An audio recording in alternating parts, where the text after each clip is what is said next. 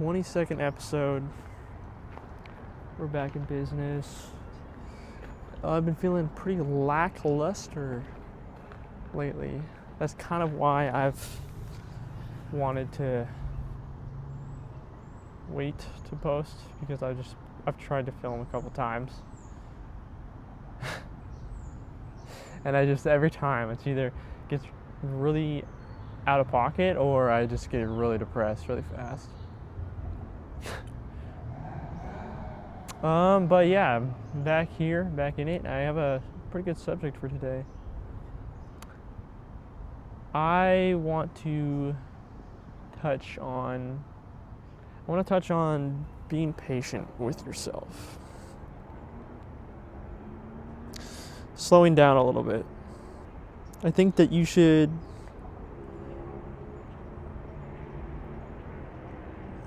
do it all. Be fast. Be careless. Be cringe. Do it all now. Stop thinking about it. It's cringe. It's gonna be cringe to someone. Live right now, because the day will never come. And I've talked about this like 5 or 6 times, but just be patient with yourself. Don't be so angry when you mess up. If you trip on your feet, stumble on your words, you're human. I mean, it sucks because you've been doing it your whole life, but it's okay to get anxious. It's okay to get angry. It's okay to be sad and not know how to control it, even after all this time. It takes time to build resistance. It really does.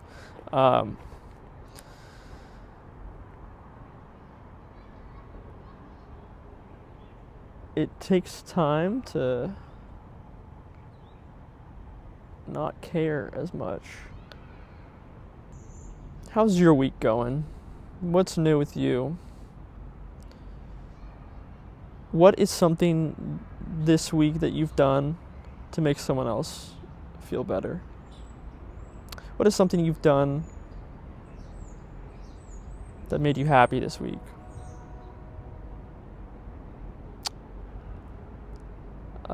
If you had everything deleted off of social media and you had one last time to say anything with meaning for 60 seconds, what would it be? Stole that from another podcast. This already feels like it's going to be really short.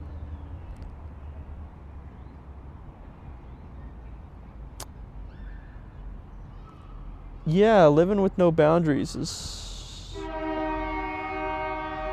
I think I know what that means. That means the train's coming.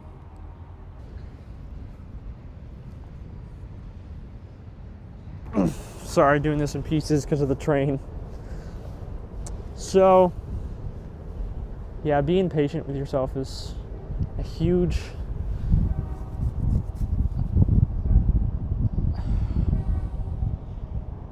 It's hard for me because I'm not patient with myself. But I did want to say that I am being more patient with myself lately. I am doing the unexpected, and I'm starting in like little micro actions, whatever you want to call them. For example, I'll just do something small that is normal for me, like cleaning my room, even if it's every other day. I feel like I'm being repetitive. Even if it's just washing my dishes, I keep doing them, and I'm like, oh, I can take that recycling, but don't wait. That's a really big key thing that has been helping me, is not waiting. Because if I wait, then I just won't do it. And even if it takes 10 minutes, sure. But especially if it takes under 5, do it now. I mean, it does suck, like, when I'm laying in bed, I'm like, oh, it's my last couple hours before I go to sleep, and I just want to rest here. Do it now. Do your laundry. Go upstairs, do your laundry. Go shower. Do all the small things. And I promise you that you'll feel so much better when your life has some organization. The saying that your brain looks like your room it's true. But that's the main reason for that is because it just shows your habits. And if you're lazy, you're not going to clean your room. If you're lazy, you're not going to care if it's clean. If you're lazy, shit. Sorry. If you're just overall an angry person, you're not going to care about taking care of yourself. You're always going to think that everyone pities me, and that everything is at my expense. And that's kind of where pessimism comes in. We're pessimistics. Or most of this world, sadly. People have, out of natural habit, think, well, why would they go out of their way to inconvenience me? Why is my room dirty? Why do I have to do all the hard work when I'm working? Why do I have the bad short end of the stick all the time? And the pity thing is, it's obviously a self-image issue, but it is pessimism. It's kind of like when some dude walks into a hot girl, it's like, hey, and she goes, I have a boyfriend. And he goes, you dropped your wallet or whatever. You know, the world doesn't revolve around her. And I'm just using that as an example. Could happen to anyone, but it's just like the classic. It's like too extreme to make any sense in the real world, but it does happen. We're like, oh, I have a boyfriend. It's like the world doesn't revolve around you. Everyone is going through some type of thing. So, being more patient. It's really important to be patient with yourself more than anything, because that'll snowball into being patient with other people. And I think being patient with other people is also a great strength, because that just snowballs into more things, like seeing the better in people. Like if someone kind of pushes you out of the way, this is an extreme, someone pushes you out of the way at the subway, you go, oh, as a natural reaction. But what if they were pushing you out of the way so you don't get hit by the train because you're standing next to the fucking train? You just got to see the better in people, even if it doesn't benefit you, and even if it's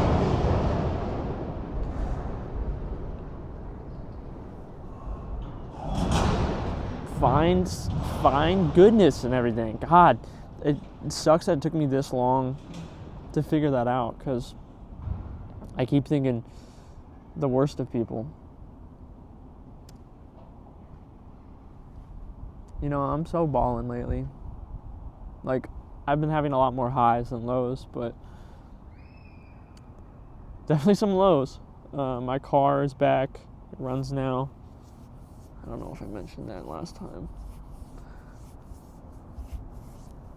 And what else?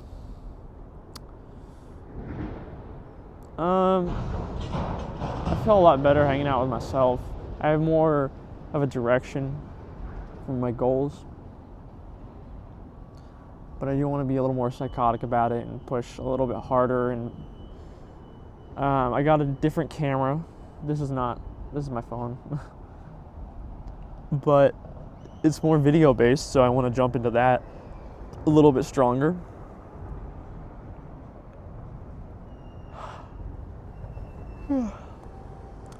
Taco Bell nuggets came back. You know, I'm trying to eat healthier. Like, I have told myself my last energy drink on the last episode Oh, I failed so many times. And I fully promise you it is now. Now it's strictly coffee, and even at that, I'm trying to limit that. I want to become a beautiful human. I want to have a great jawline. I want to have nice hair. All the things you think you just come with out of the box. But it takes work. Yeah,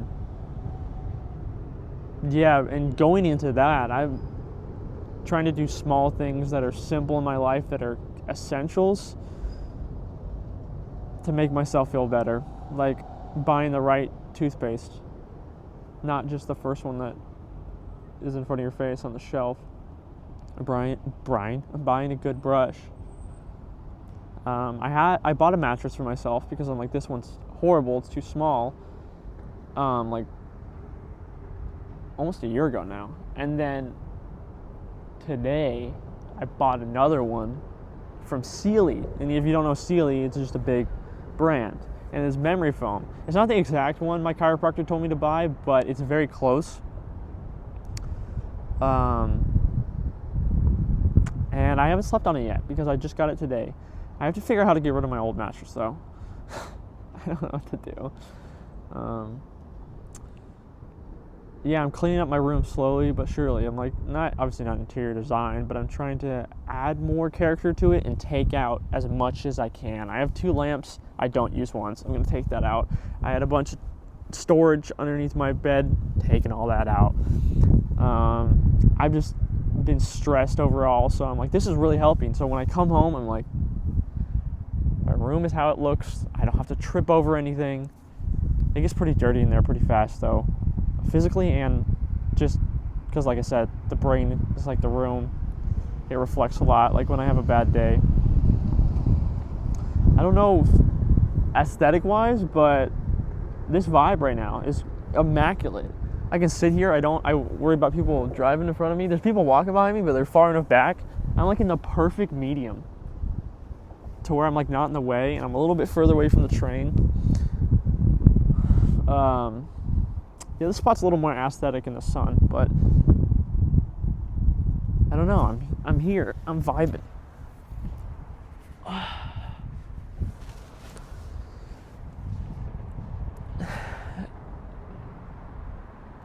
You ever think about how someone's staring at the sun the same time you are? Well, maybe not staring at the sun, staring at the moon the same time as you are. Or how many times someone has almost called you but never did, almost said hi but never did, almost said they were going to hang out with you but thought they were being a pushover, almost asked you on a date, too nervous. All of that stuff is just crazy because that's what makes up our life. Every small decision snowballs into another. I don't have my wind mic on today, and I hope that's not my wind cover. Someone's starting to burn out. Yeah, I think about it a lot, but every tiny little decision makes up what happens next. Like if I were to have never left the house and just sat there and like kind of doom scrolled or whatever, or just did my thing and was productive in a different way, that might change what happens tonight. Like maybe I'll meet someone on the way home. Maybe I'll meet someone when I'm eating dinner. Maybe I'll meet someone. I feel like I just want to meet someone. I feel like I just need friends. No, I think it'd be cool to have a perspective on how that works, but you'll never know how differently it would happen if you did something else. Like if I would have stayed home, I don't know what would have happened. Because like logically you think, well, if you stayed home, you could try that out, see what happens different. But then I won't know what happened if I went to the park. And then I won't know what happened if I randomly took a spontaneous trip to, Seattle or California or something crazy. It's crazy that people live their whole life at the bare minimum just because they don't want to break the rhythm. And they wonder why it goes by so fast. It's just the same thing every day, brother. Yeah, try new shit. I mean, I wouldn't say this is new for me anymore, but I'd like to, I'd like to travel more, and even if I stayed in the state, if I tried new stuff and tried to make new friends or tried a new hobby, it really helps you figure out what you do and don't like and what direction you do and want to go. And just imagine consuming yourself to one or two things. Like, I love video games and I love to hang out with my two best friends. What if you did that for like 15 years, 20 years? You know, they glorify that a lot in the movies, but it's really not. It's really not all that. You should go out and explore and do more. Make a side trip on the way home. Do something extra. Do something you think you won't like but haven't tried. That is something that's crazy. Like, small example is a coffee. If you didn't like a certain type of creamer or syrup or whatever, try something different. You might end up liking it more. But extreme example is like, quit your job and try this other job that someone offered you, just because you never know. Maybe it'll help you meet someone. Maybe it'll make you enjoy more. Maybe it'll help you understand people better.